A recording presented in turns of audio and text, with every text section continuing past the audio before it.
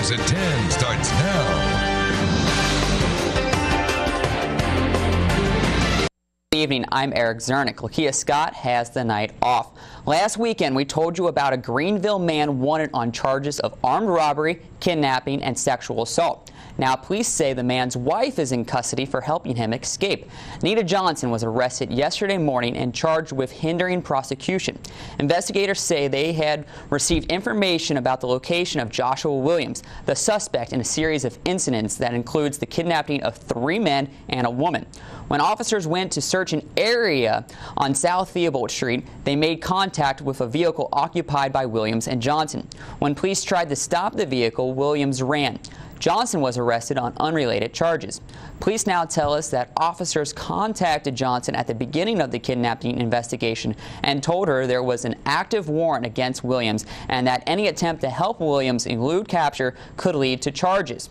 Johnson has been released on a $2,500 bond. She faces a maximum of 5 years in prison, a fine up to $5,000, or both. Meanwhile, police are still looking for Williams. If you have information about the location, call the Greenville Police Department or Crime Stoppers. Staying in Greenville, police are continuing their investigation of a mysterious death. Officers were called to a home on the 400 block of Stibben Street around 2 o'clock yesterday. There, they say employees of a cleaning company discovered human remains. According to police, the remains are severely decomposed and are being sent to the Mississippi Crime Lab for an autopsy. If anyone has information about the human remains, call the Greenville Police Department or Crime Stoppers. The man charged in the 2014 burning death of a North Mississippi woman will make his first court appearance next week in Hernando. Sources close to the case reported that Quentin Tellis is expected to enter a plea in the death of Jessica Chambers. Tellis extradited from Louisiana last month after pleading guilty to fraudulent use of a debit card was expected to be in the Panola County Court yesterday, but the case was continued because of a scheduling conflict with attorneys. Arraignment is now set for next Friday, July 15th. District Attorney John Champion says charging Tellis with Chambers' death ended a lengthy investigation into the horrific burning of the 19-year-old, who died at a Memphis hospital hours after being found next to a burnt-out vehicle on a road not far from her home. A Grenada man has been indicted on manslaughter charge several weeks after his 8-month-old daughter died in his hot car while he was at work. Joshua Blunt's attorney says Blunt was notified of the indictment yesterday and appeared before a judge in Grenada County to plead not guilty. Attorney Carlos Moore says Circuit Court Judge George Mitchell set a $15,000 bond for Blunt.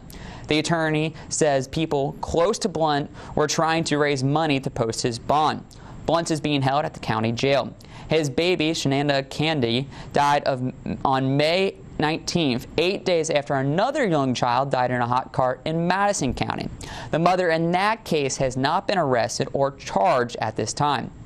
Listen up, a new scam may be making its way through the Delta. A Mound Bayou man received a letter telling him he had won a large sum of money, and to collect it, he had to pay a $3,500 fee. The man said a red flag went out when he called the number on the award check, and the person on the phone called him a name and told him to cash the check. The name on the company of the award letter is Liberty Financial Incorporated. A couple Cleveland organizations received major awards for renovations and accomplishments. Team Cleveland and Keep Cleveland Boring won Best Partnership from the Mississippi Main Street Association. The state organization has generated nearly $5 billion in public and private investment. The award for Best Adaptive Reuse went to Wheretta Construction for transforming an old warehouse into an atrium. Sometimes it's hard for small towns to compete with larger cities, but Cleveland has something really special going on. We have a really great downtown that's vibrant. All of our shops are filled, so it's hard for other towns to actually compete with us. This is the 3rd year in a row that we've won awards at the state level. So for more information, visit clevelandmschamber.com.